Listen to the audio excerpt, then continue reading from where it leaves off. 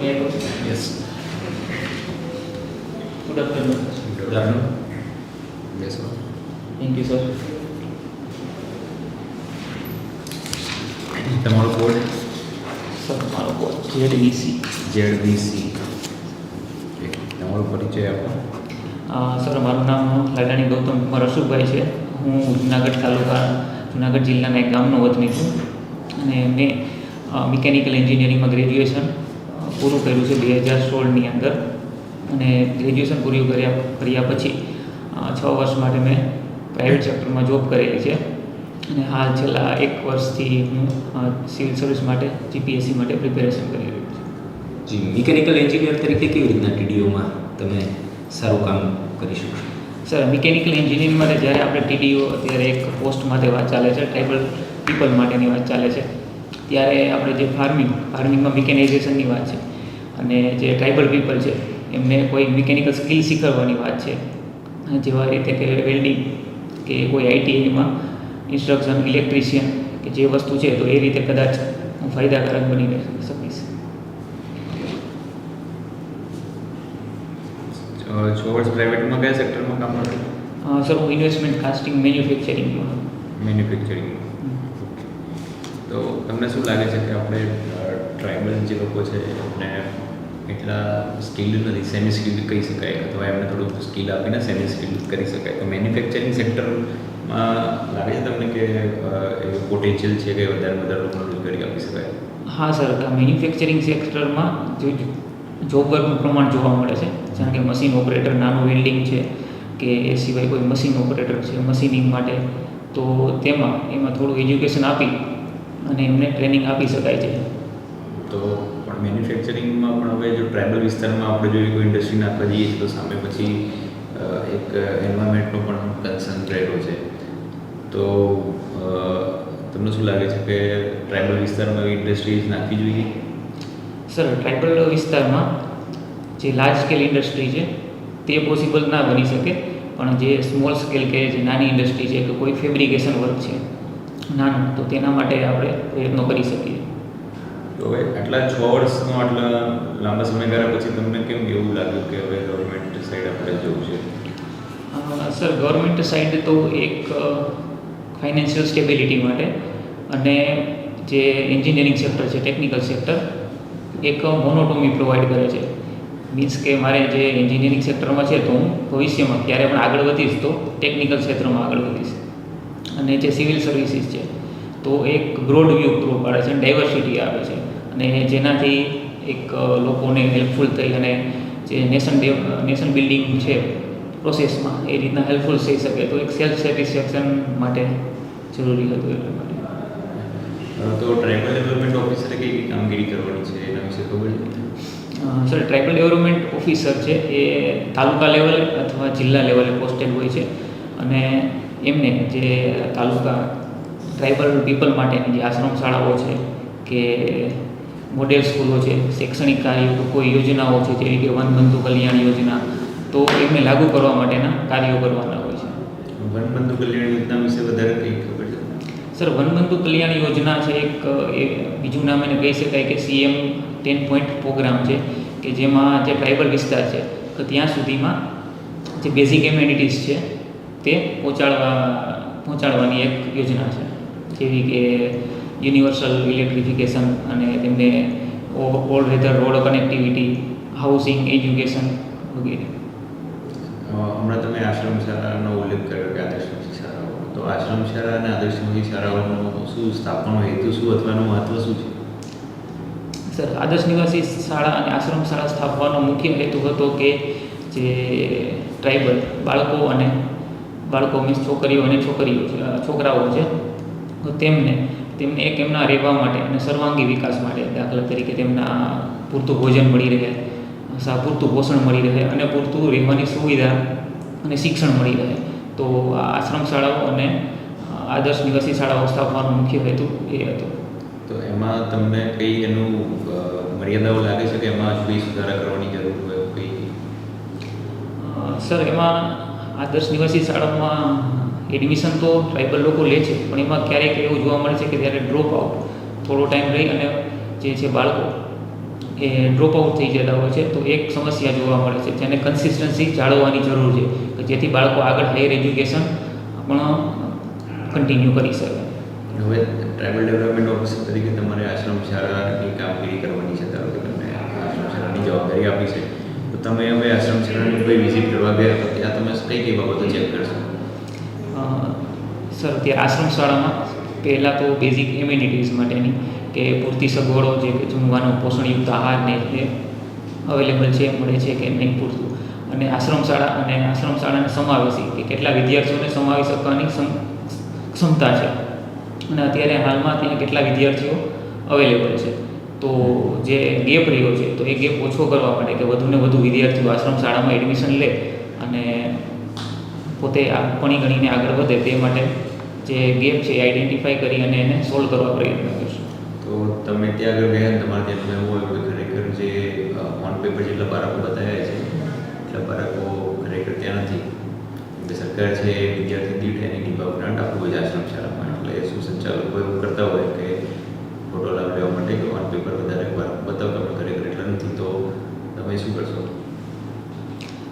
Sir, એમાં જે જવાબદાર અધિકારી છે, આશ્રમ શાળાનું સંચાલક છે, તો તેમને એક સામાન્ય નોટિસ આપી શકાય કે તમે શા માટે આવી રીતના ખોટું કરો છો, અને જે છે હકીકત કે એટલા વિદ્યાર્થીઓ નથી આવવાનું કારણ શું છે, કે આશ્રમ શાળાનું લોકેશન એ રીતે છે કે લોકો આશ્રમ શાળાઓ વિશે કે શું વિચારે છે કે કાંઈ રહેતા જ નથી. તો જે કે મતલબ એમના માતા પિતા સ્થળાંતર કરતા હોય તેમની જોડે એ જતા હોય છે બરાબર. હા, તો હવે એમાં જે આશ્રમ શાળાના સંચાલક છે, ટ્રસ્ટી છે, એ બહુ પોલિટિકલી ડોમિનન્ટ છે, પહોંચેલા છે અને ઉપર સુધી એમની પહોંચ છે બરાબર. તમારા પહેલાં જે અધિકારી હતા એમને પણ અમુક એક નિશ્ચિત રકમ છે દર મહિને આપતા હતા અને ઉપરના અધિકારી સુધી પણ એ જતું હતું. એટલે હવે તમે એ જગ્યાએ ગયા છો, તમે શું કરશો એમાં? જો એ ના કરો તમે તો પછી એ તમારી બદલી કરવાની ધમકી આપે છે. સર, જો ટ્રાઇબલ ડેવલપમેન્ટ ઓફિસરની જોબ જે જોઈન કરી છે એ અને કદાચ ભવિષ્યમાં કરું તો એક વેલફેર માટે છે, અને તેમાં પણ જો ટ્રાન્સફરની બીકથી અને હું કંઈ કાર્ય ના કરી શકું તો એ મારે જે ઓથોરિટી પ્રોવાઈડ કરી છે જે સરકારે, તો એનો સાચો ઉપયોગ ના કરી શકું. તો જોબ ટ્રાન્સફર થવાની કે કોઈ બીજા એરિયામાં ટ્રાન્સફર થવાની બીકથી હું એક્શન ના લઉં એ એક એથિકલી અને રિસ્પોન્સિબિલિટી એક ખોટી વસ્તુ રહેશે. તમે કીધું ફાઇનાન્શિયલ સ્ટેબિલિટી માટે પ્રાઇવેટમાંથી ગવર્મેન્ટમાં આવ્યા. તમારી આર્થિક પરિસ્થિતિ પણ એવી છે કે તમારે પૈસાની બહુ જરૂર છે. તમારા ફેમિલીમાં કોઈ બીમાર છે અથવા તમારા વાઈફ કે તમારા બાળકો છે કંઈ એવું ડિમાન્ડ કરે છે કે મારે આ સ્પેસિફિક ધારો કે આઈફોન જોઈએ છે લેટેસ્ટ અને આશ્રમ શાળાના જે સંચાલક છે તમને આ તમારી બધી ડિમાન્ડ ફૂલફિલ કરેલું છે કે તમને આઈફોન આપી શકે એમ, તમારે તો શું કરશો? સર, જો મારી પર્સનલ નીડ અને પ્રોફેશનલ નીડ માટે મારું સિવિલ સર્વિસમાં આવવાનું કારણ સેલ્ફ સેટિસ્ફેક્શન હતું. પણ જો હું મારા એથિક્સની વિરુદ્ધ જઈ અને કોઈ બ્રાઇબ લઉં કે કોઈ ફાઇનાન્શિયલ ગ્રાન્ટ લઉં છું તો એ મારા નૈતિકની વિરુદ્ધ જશે અને એક અંદર સેલ્ફ ગિલ્ટનો ભાવ રહેશે. અને તો હું મારા ફેમિલીને સમજાવવાનો પ્રયત્ન કરીશ અને તે પણ જે હું વિચારું છું હું એથિકલી પ્રેક્ટિસ કરું છું તે પણ મને સાથ આપશે.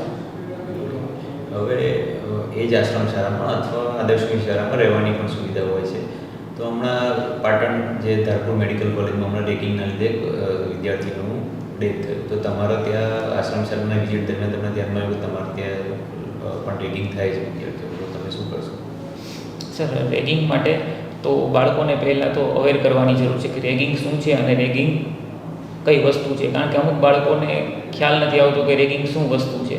કોઈ સિનિયર વિદ્યાર્થી તેમના પર પ્રેશર કરે કે તેમને એની પાસે કદાચ દાખલા તરીકે હોમવર્ક કરાવે તો એ જાણી નથી શકતા કે રેગિંગ શું વસ્તુ છે. તો પહેલાં તો તેમને અવેરનેસ કરવાની જરૂરિયાત છે અને કોઈ એન્ટી રેગિંગ સેલ કે કોઈ વ્યક્તિને જવાબદાર વ્યક્તિ કોઈ આશ્રમ શાળામાં નોમિનેટ કરી શકાય કે જેથી બાળકોને કોઈ એવી સમસ્યા આવે તો એ જે તે જવાબદાર વ્યક્તિને સીધો કોન્ટેક્ટ કરી શકે.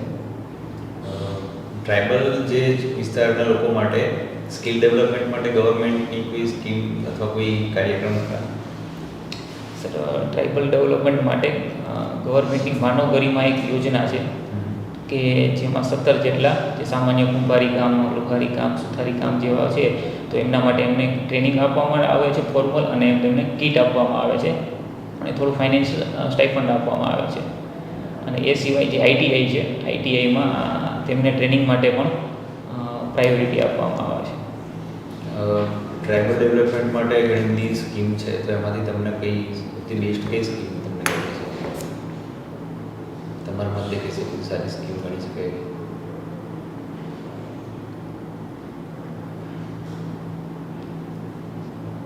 સર, ટ્રાઇબલ ડેવલપ માટે અત્યારથી સારી સ્કીમ કહી શકાય તો વનબંધુ કલ્યાણ યોજના કહી શકાય છે, જે બેઝિક કમ્યુનિટીઝ માટે આપણે કહીએ તો. કારણ કે અત્યારે ટ્રાઇબલ લોકો છે તેમની પાસે પાકા મકાન નથી અને તેઓ કાચા મકાન અને સ્થળાંતર એટલે વનબંધુ કલ્યાણ છે એ એક અમ્બ્રેલા સ્કીમ છે, કોઈ એક સ્કીમ નથી, એની અંદર ઘણી બધી સ્કીમ છે.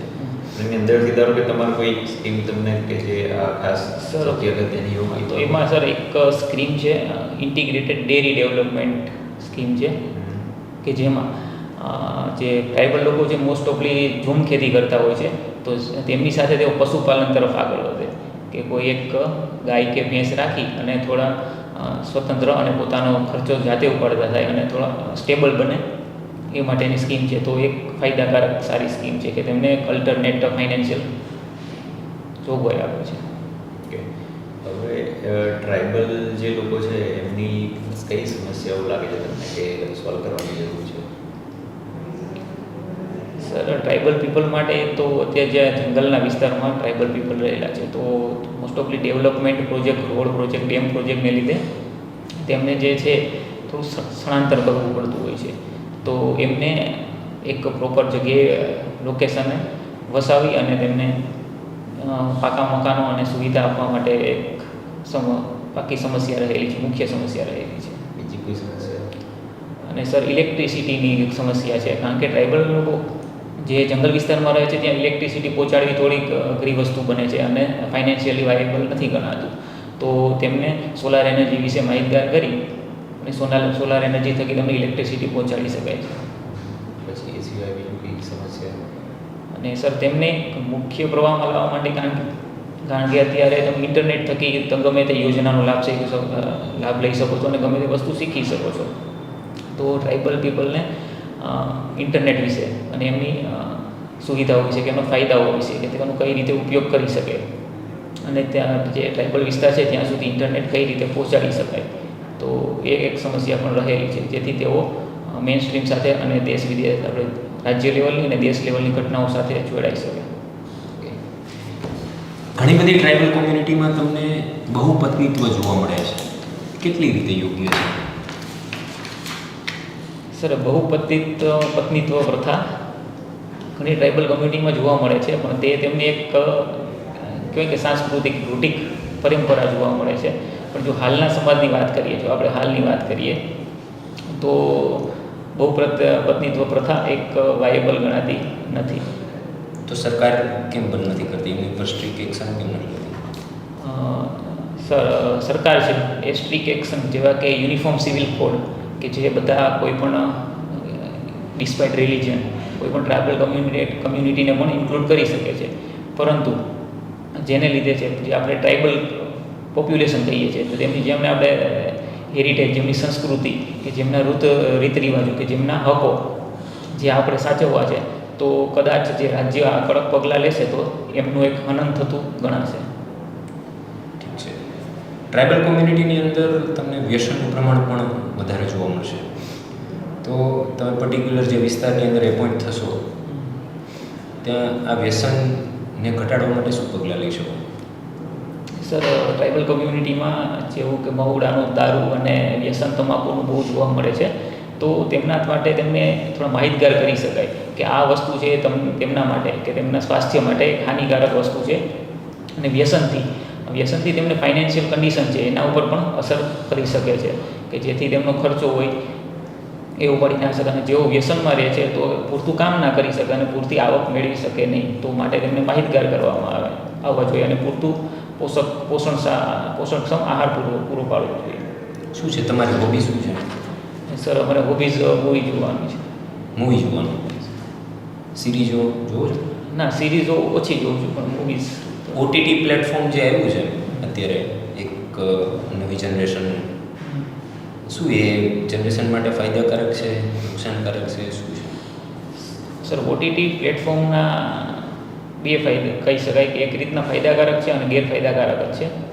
અને ઓટીટી પ્લેટફોર્મ જે સરકારના રેગ્યુલેશન છે તેમાં સેલ્ફ રેગ્યુલેટરી આપે છે, સરકાર પૂરતું રેગ્યુલેશન નથી ઓટીટી પ્લેટફોર્મ ઉપર, તો તેને લીધે ક્યારેક એડલ્ટ કન્ટેન્ટ, ક્યારેક એબ્યુઝ, ક્યારેક ચાઇલ્ડ પોર્નોગ્રાફી જેવા સમસ્યાઓ જોવા મળે છે. પણ જો ઓટીટી પ્લેટફોર્મનો એક સારા પોઝિટિવ દિશામાં જોવામાં આવે તો ઓટીટી પ્લેટફોર્મને લીધે તમને એક રાઇટ ટુ સ્પીચ મળે છે, કે તે તમારા વિચારો છે જે નાના પડદા ઉપર તે તમે જે મોટા ફિલ્મ ઉપર રજૂ કરી શકતા નથી, તે કોઈ સિરીઝથી કે કોઈ માધ્યમથી કે ડોક્યુમેન્ટરીથી તમે રિલીઝ કરી શકો છો, જેથી તમે ઘણા લોકો સુધી એ પહોંચી શકે સહેલાઈથી.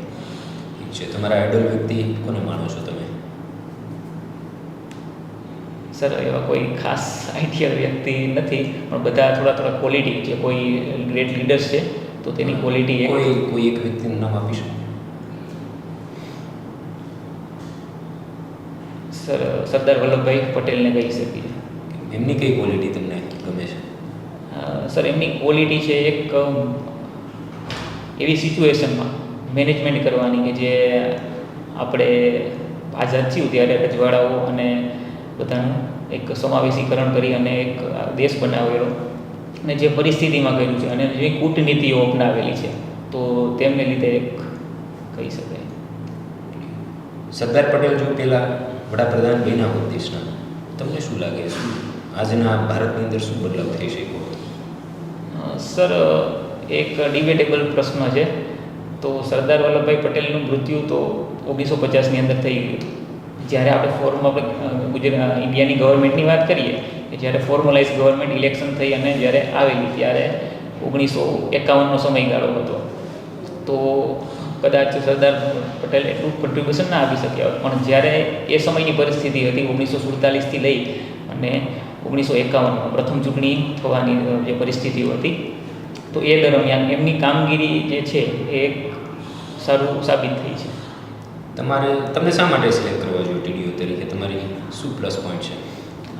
સર અમારા પ્લસ પોઈન્ટમાં જેવી રીતે કહું તો સર હું વર્ક બેલેન્સ કરી શકું છું, પ્લાનિંગ એન્ડ એક્ઝિક્યુશન, અને જે મને એન્જિનિયરિંગ બેકગ્રાઉન્ડ છે તો એમણે મને એક સ્કિલ પ્રોવાઈડ કરી એનાલિટિક ડિસિઝન, કોઈ ડિસિઝન છે ઓબ્જેક્ટિવિટીથી લઈ શકું છું. તો જે હું ટ્રાઇબલ ડેવલપમેન્ટ માટે છે તો એમનો એક એવિડન્સ બેઝ એમના માટે સોલ્યુશન પ્રોવાઈડ કરી શકું. સરસ. ભારતની અંદર આમ જોવા જઈએ તો કયા કયા રાજ્યોમાં વધારે ટ્રાઇબલ કોમ્યુનિટી જોવા મળે છે? સર ભારતની અંદર આપણે જે ઉત્તર પૂર્વના રાજ્યોમાં વધારે પડતા ટ્રાઇબલ લોકો જોવા મળે છે. આ સિવાય આપણે મહારાષ્ટ્ર, મધ્યપ્રદેશ, ગુજરાત અને જે દક્ષિણ ભારતના રાજ્યોમાં પણ ટ્રાઇબલ કમ્યુનિટી જોવા મળે છે. અને એ સિવાય આપણે ઉત્તર ભારતના રાજ્યો હિમાચલ પ્રદેશ, ઉત્તરાખંડમાં પણ. રાજસ્થાનમાં જોવા મળે છે? હા સર, રાજસ્થાનમાં પણ જોવા મળે છે ટ્રાઇબલ કોમ્યુનિટી. હા યસ સર. ઠીક છે. ગુજરાતમાં જે ટ્રાઇબલ છે એમાં જે કોઈ તમે ટ્રાઇબ્સના નામ તમને ખબર છે? સર ગુજરાતની અંદર ટ્રાઇબલમાં વસાવા, ધોળકા, ધાનકા, કુંકણા એ ઘણી જેટલી. વસાવા જાતિ છે કે સરનેમ છે?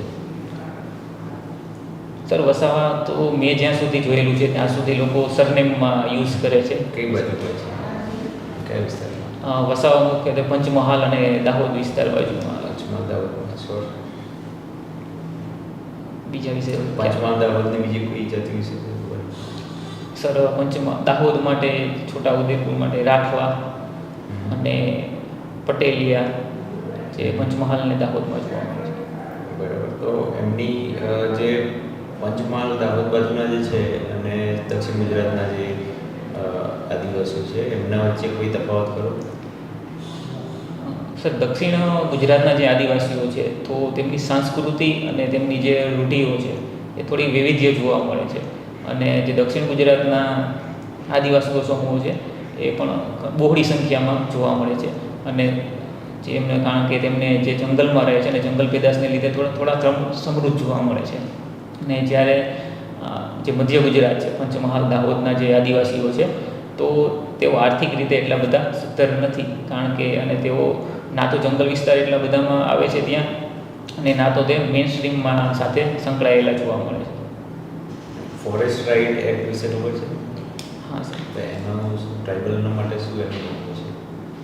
સર ફોરેસ્ટ રાઇટ એક છે જે ટ્રાઇબલ લોકો છે કે જે જંગલમાં નિવાસ કરતા હતા અને જંગલના જે પેદાશો છે, આડ પેદાશો છે, તેનાથી વેચી અને પોતાના જીવન માટે જે કન્ઝમ્પશન કરી અને પોતાનું જીવન ચલાવતા હતા. તો ફોરેસ્ટ રાઇટ્સ એક્ટ છે એ તેમને એક રાઇટ્સ આપે છે કે જે આપણે રિઝર્વડ ફોરેસ્ટ છે અને કન્ઝર્વડ ફોરેસ્ટ છે. તો તેની અંદર તે લોકો પોતાનું જે જીવન જરૂરિયાતની વસ્તુઓ છે, આડ પેદાશો છે, તો તે એકઠી કરી અને વેચીને પોતાનું ગુજરાન ચલાવી શકે છે. આ જે વન્ય પેદાશો છે વેચવા માટે સરકારને કોઈ સુવિધા કરી કે પ્લેટફોર્મ કે એવું કંઈ કર્યું? સરકારની ભારત સરકારની વનધન વિકાસ કેન્દ્ર કરીને યોજના ચાલુ છે કે વનધન વિકાસ યોજનામાં જે આ આડ પેદાશો છે તો તેમને કઈ રીતે અને કઈ રીતના પેકિંગ કરી અને કઈ રીતના પ્રોસેસ કરી અને તે વેચી શકે કે જેથી તેઓ એક સારી આર્થિક કમાણી કરી શકે એ માટેની યોજના ચાલુ છે. ગુજરાત સરકારનું કોઈ કરવું એના માટે કોઈ સુવિધા? વન વિકાસ નિગમ અથવા એના સ્ટોર આવેલા છે એ વિશે સર એના વિશે ખ્યાલ તમારે આને પ્રમોટ કરવું છે જે ટ્રાઇબલની વસ્તુઓ છે વધારે વેચાય, વધારે લોકો સુધી પહોંચે, બરાબર? એમાં ઘણી વસ્તુ સારી પણ હોય છે કે ઓર્ગેનિક વસ્તુઓ પણ હોય છે, તો એના માટે તમે શું કરી શકો? સર અત્યારે એક ભારત સરકારનું પ્લેટફોર્મ છે ઓપન નેટવર્ક ડિજિટલ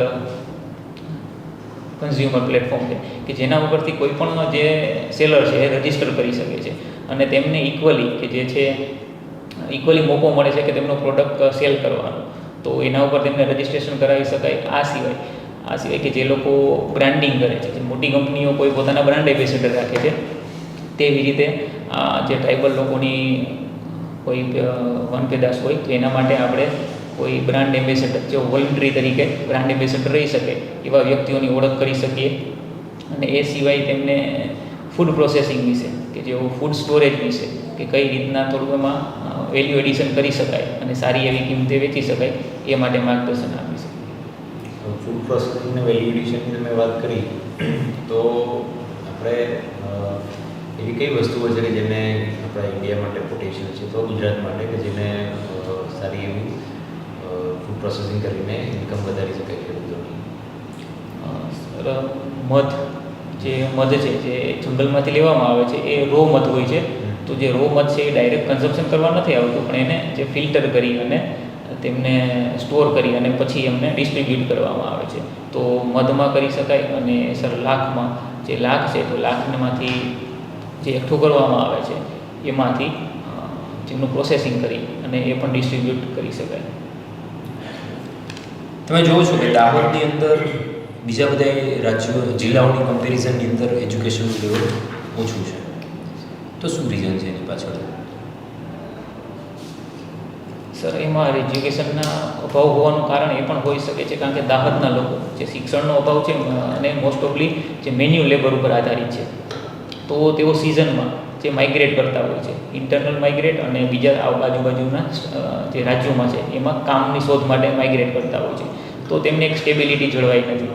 અને જ્યારે તે લોકો પોતાના જિલ્લામાં હોય છે, જ્યારે 3-4 મહિના માટે ત્યારે જે બાળકો એજ્યુકેશન પ્રાપ્ત કરે છે પણ એમાં કન્સિસ્ટન્સી રહેતી નથી. તો એક મુખ્ય સમસ્યા એ જોવા મળી શકે છે. જુનાગઢની અંદર તમે સીધી લોકો જે આપણે ટ્રાઇબ્સ છે એ ટ્રાઇબ્સ બીજા બધા ટ્રાઇબ્સથી કેવી રીતના અલગ પડે છે? સર સીધીની જે ટ્રાઇબ્સ છે જે એવું કહેવામાં આવે છે સર તે આફ્રિકાના પૂર્વ કિનારેથી આવેલી છે, જે ઇથોપિયામાં એક કમ્યુનિટી છે, બાકુ કમ્યુનિટી, તેમાંની બિલોંગ કરે છે. એટલે નેગ્રીટો ટ્રાઇબ છે. એટલે જે બીજી ટ્રાઇબો છે સીધી કરતાં બીજી ટ્રાઇબો એ નેટિવ ટ્રાઇબો છે, એ ઇન્ડિયામાં અથવા ભારતના રાજ્યોમાં કે ક્યાં પહેલેથી વસેલી છે, જંગલમાં વસવાટ કરતાં પહેલેથી. અને જ્યારે અંગ્રેજો ભારત આવેલા ત્યારે આ ટ્રાઇબલ લોકો છે આફ્રિકાના છે, જો તેઓ ગુલામ તરીકે તેમને અહીંયા લઈ આવેલા છે. તો જે સીધી લોકો છે તે આફ્રિકાના ટ્રાઇબલ પીપલ છે. Okay sir, thank you. એ પૂછવા માટે પછી એટલે બેસો વાંધો નહીં, ફીડબેક એટલે ઇન્ટરવ્યૂ આપણે પૂરો થાય પછી તમારે થેન્ક યુ કહીને આપણે ત્યાં આગળ જવાનું થશે. પણ તમે ઇન્ટરવ્યૂ તમારું પહેલાં કોઈ આપેલું આવતું નથી. તમે તમારું નામ નામ ને તમારી ઓળખ કેવી રીતે હોય? અચ્છા સર, હવે ના પહેલી વાર છે મારા માટે. બીજી કે મોક પણ નહીં આપ્યું. ના પહેલી વાર મોક છે સર. તમારું છે નામ કે મતલબ તમારી કોઈ પણ આઈડેન્ટિટી ડિસ્કસ કરવાની નથી. આપણે ઇન્ટરવ્યૂ જે બોર્ડ છે સર તો ત્યાં જીપીએસસીમાં પણ કોડ જ બોલવાનો થશે? કોડ જ બોલવાનું કોડ અને તમારું ખાલી બેઝિક એજ્યુકેશન ઓકે, જે ફિલ્ડમાં ક્વોલિફિકેશન તમે વર્ક એક્સપિરિયન્સ હોય એ કહી શકો. Okay sir. બરાબર. અને હા, એટલે એમ કહેતા હતા કે આપણે જે બોર્ડ છે એની સામે આપણે આઈડેન્ટિટી ડિસ્ક્લોઝ ન થવી જોઈએ એટલા માટે. અને એમના જોડે પણ તમારી કોઈ ડિટેલ હશે નહીં. તમે જે ઇન્ટ્રોડક્શન કહેશો એના આધારે એટલે કોડ જે આપણે આપવામાં આવશે એ જ સ્ટેટ કરવાનો. એ જ્યારે તમે જે એમના જોડે પણ તમારી કોઈ વિગત નહીં હોય હમ. કે તમે શું તમે જે ઇન્ટ્રોડક્શનમાં જે કહેશો એના આધારે પછી આગળ એ પ્રશ્નો પૂછશે. શું નામ કીધું તમે? લાડાણી ગૌતમ કુમાર. ગૌતમ કુમાર, બરાબર. એટલે એ નહીં કહેવાનું. અને બીજું કે ટ્રાઇબલનું થોડું એમાં સ્કીમ ને બધું જોઈ લો. એમની શું સમસ્યાઓ છે, ઘણી બધી સમસ્યાઓ છે, એના શું સોલ્યુશન હોઈ શકે. બરાબર. સેક્ટર વાઇઝ સોશિયલી, એજ્યુકેશનલી, પછી ઇકોનોમિક ને આ બધા આરોગ્યના પ્રશ્નો છે. અને ટીડીઓનો રોલ મતલબ ટ્રાઇબલ ડેવલપમેન્ટ ઓફિસરે કઈ કઈ કામગીરી કરવાની. તમે તાલુકા કક્ષાએ કીધું, તાલુકા કક્ષાએ નહીં હોતી એની કામગીરી, જિલ્લા કક્ષાએ હોય. અને ના સર, હાલ તો એક ટીડીઓમાં મેં રાજકોટના જેના વિડીયોમાં જોયેલું હતું કે તાલાળામાં એક્સ્ટ્રા એમને એક તાલાલામાં એક અલગથી કચેરી છે. એના માટે સીડી માટે જ એક એટલા માટે તાલુકા લેવલ. બાકી જનરલી જે 14 જિલ્લા છે આપણા ટ્રાઇબલ એમાં જિલ્લા કક્ષાએ કચેરી હોય છે. એમાં જિલ્લા કક્ષાએ પણ બે ભાગમાં હોય. એક આપણે મદદનીશ કમિશનર આદિજાતિ વિકાસની કચેરી હોય. એ બધી આજે વ્યક્તિગત બધી યોજનાઓ રિલેટેડ કામગીરી હોય છે. અને બીજી જિલ્લામાં દરેક જિલ્લામાં પ્રાયોગના વહીવટદાર અધિકારીની કચેરી હોય. બરાબર. ત્યાં ચીટનીસ કહેવામાં આવે. અને એ સામૂહિક મતલબ મીડિયા ડેવલપમેન્ટની કામગીરી હોય. એ સિવાય બીજી વિશ્લેષણ સમિતિની કામ હોય. બરાબર. અને પેલી જે મદદનીશ કમિશનરની જિલ્લામાં કચેરી છે એમાં પણ અલગ અલગ એના પોર્ટફોલિયો હોય. આશ્રમચારણી કોઈને કામગીરી હોય, કોઈને એટ્રોસિટીની કામગીરી હોય. બરાબર. અને હેડ ઓફિસમાં પણ મૂકી શકે છે. અહીંયા આપણે ગાંધીનગરમાં જે કમિશનર કચેરી છે એમાં પણ એને મૂકી શકે. બરાબર. એટલે એ કામગીરી છે. અને એ તરીકે ટ્રાઇબલ ડેવલપમેન્ટ ઓફિસર તરીકે તમે શું કરી શકશો, ત્યાં શું તમારું યોગદાન આપી શકશો, એ વસ્તુ તમે પેલો મિકેનિકલ એન્જિનિયરિંગ વાળો પણ તમે બહુ સરસ જવાબ આપ્યો. એટલે એ વસ્તુ સારી છે તમારું. બાકી નોલેજ પણ ઘણું સારું છે. તમે બધી વસ્તુમાં ક્લિયર છો. સારું કોન્ફિડન્સ લેવલ પણ તમારું સારું છે. બરાબર. એટલે બીજું તો કંઈ ખાસ કરવાની તમારે કંઈ જરૂર નથી. બહુ સારું તમારું પરફોર્મન્સ. થોડું એરેન્જ કરવાની જરૂર છે સ્કીમ માટે અને રોલ્સ અને રિસ્પોન્સિબિલિટી માટે. વર્ક પ્રોફાઇલ શું હતું તમારું મિકેનિકલ એન્જિનિયર? સર હું ક્વોલિટી એન્જિનિયર. કઈ જગ્યાએ? રાજકોટ? રાજકોટ. બરાબર. કાસ્ટિંગના કારખાનાઓ ત્યાં જ છે? ઇન્વેસ્ટમેન્ટ કાસ્ટિંગના. હા, બરાબર છે. તો એ તમે એને કહી શકો એના વિશે ડિટેલમાં. ઇનકેસ જો મિકેનિકલનો કોઈ વ્યક્તિ ત્યાં હોય, હા, તમને એની ઉપર ઇન્ટરવ્યૂ તમે લઈ જઈ શકો. હા. તમારે 8 વર્ષનો અનુભવ છે. તમે એનું સારું એવું તમારું નોલેજ હશે. એટલે તો એના વિશે તમને શું છે પહેલાંથી પોઝિટિવ ઇમ્પેક્ટ પડી જાય. તો તમે થોડુંક એ રીતે મેનેજ કરજો તમારું ઇન્ટ્રોડક્શન માટે થોડું કે સ્ટેટ 7 વર્ષનો એક્સપિરિયન્સ છે આ ફિલ્ડની અંદર અને આવું હું કામ કરું છું. એટલે શું છે કે એના ઉપર થોડુંક ઇન્ટરવ્યૂ ચાલે તો આપણે 2-4 મિનિટ એની ઉપર ચાલી જાય. કોલેજ કઈ જગ્યાએ કરી? Vishwakarma engineering college, Chandkheda. વિશ્વકર્મા. અને તમારી ઇન્ટરવ્યૂ ક્યારે છે? ઇન્ટરવ્યૂ મારે 5 તારીખે છે. 5 તારીખે છે. તો આ એ વસ્તુ લખી દીધી. તમારા સજેશન શું છે એમાં બાજુ લખ્યું છે. બરાબર ને? તમારે બીજું કંઈ પ્રશ્ન હોય તો પૂછો. સર, ઓવરઓલ બધા કેન્ડિડેટનું તમે ઇન્ટરવ્યૂ લીધું તો તેમાં કેવું લાગે છે? થોડી વધારે મહેનત કરવાની જરૂર ના છે? ના, તમારું તો ઘણું સારું છે. કમ્પેરેટિવ જોવા જઈએ બીજા બધા કરતાં સારું. ફર્સ્ટ ટાઈમની અંદર કોન્ફિડન્સ સારો છે અને નોલેજ પણ તમારું સારું છે. અમુક વસ્તુમાં તમે જે ઓપિનિયન લિસ્ટ પૂછે એમાં તમારા ઓપિનિયન પણ તમે ક્લિયર હતા. એવું નથી કે તમે કંઈ ખબર જ નથી કે શું કરવું. એટલે બહુ સારું છે તમારું. કેટલા માર્ક્સ થાય તમારું રિટર્નમાં? સર, મેં પ્રોવિઝનલ આન્સર કી પ્રમાણે ચેક કર્યા તો 178 છે. ફાઇનલ આન્સર કી પ્રમાણે ચેક નથી કર્યા. તમારું સિલેક્શન પાકું છે. વાંધો નહીં. તમે આમાં ઇન્ટરવ્યૂ છે ને, ઇન્ટરવ્યૂનું વેટેજ વધારે છે. આમ જોવા જઈએ 50% 100 માર્કમાંથી આમાં પણ શું છે કે એમાં બહુ વેરિએશન બેસેલું. પહેલાંમાં તો શું છે બધા એક રેન્જમાં હશે. એના તમારે 1/6 થવાના, આના તમારે 1/2 થવાના. એટલે આમાં તમે જેટલું સ્કોર કરશો એટલે તમારે એમાં ફાયદો છે. ઇન્ટરવ્યૂ એક મેન ડિસાઇડિંગ ફેક્ટર ઇન્ટરવ્યૂ છે. ઇન્ટરવ્યૂમાં વેરિએશન 100 માર્ક્સમાં ડન રહેવાનું. અને સર એ પણ સ્ટેટ કરી શકે અત્યારે હું લાસ્ટ 1 યરથી મેં જોબ છે 6 યરમાં મેં છોડી અને મારા વાઈફને કારણ કે ટીચરમાં જોબ લાગેલી છે. તો અત્યારે અમે છીએ કચ્છ માતાના મઠ પાસે ગામ છે ત્યાં. અને તો એના વિશે કંઈ ઇન્ટ્રોમાં કંઈ કેવું જોઈએ કે ના કે કહેવાની જરૂર નથી? એ તો તમે પછી તમારા રિલેટેડ નથી એટલે તમે ના કરો સારું. પછી એવું થશે અથવા એમ પૂછે વધારે કે તમે લાસ્ટ 1 યરથી શું કરતા હતા તો તો તમે શું ત્યારે આપી શકીએ. ઓકે સર, આમાં શું- તમારે એવું કેવું હોય તો તૈયારી કરજો એવું નહીં કે મેં 1 વર્ષ પહેલાં જોબ છોડી દીધી હતી એવું કહેવાનું. એટલે પછી એમને ક્યુરિયોસિટી થશે કહેશે કે 1 વર્ષથી શું કરો છો? તો કે 1 વર્ષથી એટલે તમારે જો થોડું diverting તમારે થઈ ત્યાં શકે. મતલબ એ બાજુ તમે એનું કચ્છનું વિશે પણ તમને પછી પૂછી શકે. હા, ટ્રાઇબલ માટે કચ્છમાં છે નખત્રાણા માતાના મઠ વિશે પૂછી હા, શકે. અને ભુજ ઓફિસ છે એટલે એના માટે થોડું પૂછી શકે કે ત્યાં ટ્રાઇબલ અને કમ્યુનિટી કચ્છ વિશે પણ ઘણું બધું છે પણ તમારે એ બધું પણ તમે પ્રિપેર હોવા જોઈએ. કચ્છમાં ઘણા બધા પ્રશ્નો રણોત્સવ હા. પૂછી શકે. છે. કચ્છની હા, જીઓગ્રાફી એના વિશે તો માહિતી છે એટલા માટે થોડુંક ડાયવર્ટ કરી શકીએ તો એના વિશે થોડીક માહિતી આવી જાય કચ્છની. કચ્છમાં આટલી ઇન્ડસ્ટ્રીયલ ડેવલપમેન્ટ જે થયું Minerals. એમાં તમારું ખાસ મિકેનિકલ એન્જિનિયર સાથે રિલેટેડ પ્રશ્નો બની શકે. ત્યાંની જીઓગ્રાફી સર, આમાં શું કરવાનું છે? આ તમારે લઈ લઈ જવાનું. ખાલી ફીડબેક ફોર્મ છે. Okay sir, thank you sir. Okay.